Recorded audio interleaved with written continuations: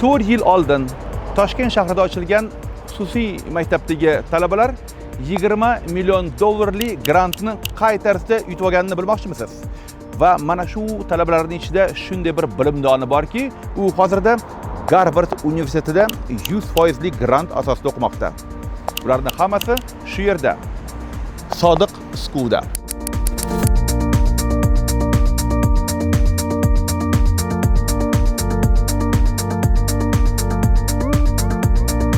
IELTS'dan 8 olganlarni ko'rib turibman, 7,5, 7 olganlar.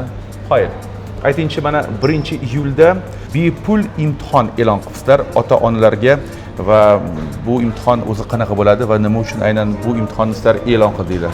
İlk ochilganida 2022-yilda 2,5 mingta o'quvchi bizda qabul o'qish istagini bildirgan. Shundan 450 tasi imtihon asosida qabul qilgan edik. Bu yil ham qabulimiz kengaydi. Bu degani kirish osonlashdi degani emas.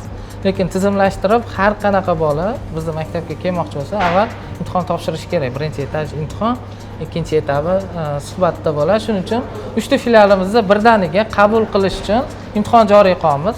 Agar ota-onalar farzandini bizning maktabda o'qitishni xohlasa, avval imtihondan o'tishligi kerak. Shuning uchun ota-onalar qulay qilgan holatda bir paytda istalgan filialda o'qisa ham bitta joyda bo'ladi.